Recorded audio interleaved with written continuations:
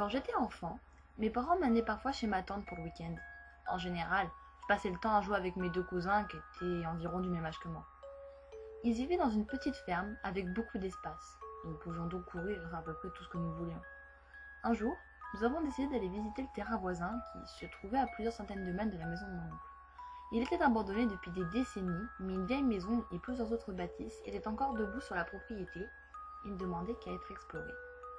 Ce fut bien sûr une mine d'or pour trois jeunes enfants aventureux comme nous, surtout après que mes cousins m'aient raconté des histoires sur cet endroit qu'ils prétendaient hanter.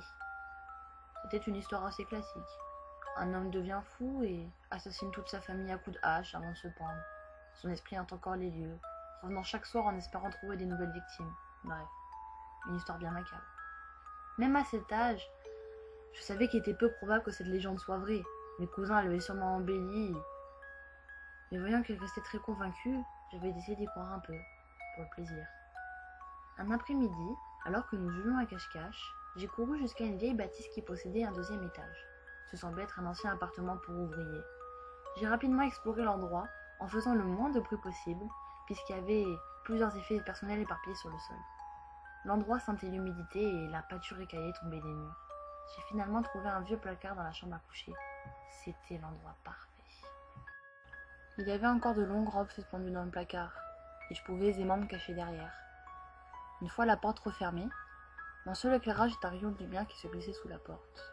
Je me suis accroupie, les genoux serrés contre ma poitrine, et j'attendis. Mais le temps passait, et il n'y avait toujours aucun signe de mes opposants. J'ai attendu un peu plus. Je me demandais combien de temps il fallait rester là avant de m'autoproclamer vainqueur. Après environ 1 heure, ça commençait à devenir ennuyeux et je combattais contre le sommeil. Je me suis réveillée en sursaut. Il faisait nuit noire. Somnolent et confus, j'avais oublié un instant où j'étais et ce que je faisais ici. Comme je retrouvais tranquillement mes esprits, j'ai réalisé que j'avais été abandonnée. J'ai soudainement été envahie d'une grande frayeur. Alors que je tentais de me redresser, j'ai ressenti une crampe très vive au mollet.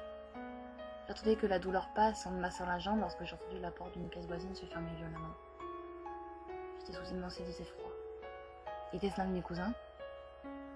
Il y eut une brève période de silence, puis des pas au bas de l'escalier. Mais non pas seulement des pas, mais des bruits sourds et délibérés. Rien qui ne ressemblait à des pas d'enfants. Je retenais mon souffle, en priant pour qu'il parte loin. Mais ça s'amplifiait. Le bruit remontait les escaliers pour se rendre à l'étage où j'étais cachée. Après un moment de silence, la marche reprit. Cette fois, avec un grincement régulier, comme si quelque chose de lourd était traîné sur le plancher. Cet étrange bruit a fait son chemin à travers les pièces de l'étage, déplaçant sur son passage les objets hétéroclites qui étaient sur le plancher. J'avais l'impression qu'une odeur putride était apparue dans l'air. Je suis à grosses gouttes et des frissons parcouraient mon corps. Mes pires craintes devaient se réaliser. Cette chose était maintenant dans la chambre. Je le sentais qui se rapprochait pour finalement s'arrêter juste en face de la porte du placard. Après une longue et angoissante pause, les pas ont recommencé et quitté la pièce, avant de se rendre dans une pièce voisine et de s'évanouir dans le corridor. J'ai attendu ce qui sembla une éternité. Il n'y avait pas plus de son maintenant. Alors, j'ai essayé de trouver assez de courage pour ouvrir la porte et m'enfuir. Mais au moment précis où les muscles de mon corps se redressaient pour quitter le placard, j'ai entendu une respiration rauque derrière moi et un souffle chaud contre ma nuque. Ça était trop pour moi. Pris de panique, je me suis précipitée à l'extérieur du placard, traversant le corridor à la course avant de dévaler les escaliers d'entrée. En sortant du bâtiment, j'étais complètement désorientée et je courais à toutes jambes dans ce qui me semblait être la direction de la ferme. Pendant ma fuite, j'entendais clairement des pas me pourchasser et avec une vitesse terrifiante.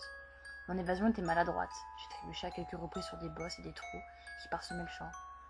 Je n'ai pas regardé en arrière avant d'être certain que je n'entendais plus les pas derrière moi. Lorsque ce fut le cas, j'ai brusquement fait volte-face pour voir mon assaillant, mais il n'y avait personne. Il n'y avait aucun signe que quelqu'un me pourchassait. La nuit était calme et sans bruit. Cela ne m'a pas empêché de courir tout le chemin du retour. Lorsque j'ai aperçu finalement la ferme de mon oncle, j'ai vu que la police y trouvait ainsi que la voiture de mes parents. Mes parents étaient là, fous d'inquiétude. Tout le monde exigeait de savoir où j'étais. Apparemment, comme mes cousins ne m'avaient toujours pas trouvé le soir venu, ils étaient rentrés chez eux pour dire à leurs parents que je n'étais pas là. Finalement, la police a été appelée. Ils avaient vérifié tous les bâtiments de la ferme. Et les policiers insinuaient que je mentais. Rien de tout cela ne me semblait logique. Ce n'est que beaucoup plus tard que l'un de mes cousins m'a finalement raconté ce qui s'était réellement passé. Lui et son frère avaient passé des heures à me chercher, comme il l'avait dit. Mais la partie qu'ils ne disent pas à n'importe qui, c'est qu'ils pensaient m'avoir repéré dans la fenêtre de la chambre. Quand ils se sont approchés, ils ont vu que c'était pas moi.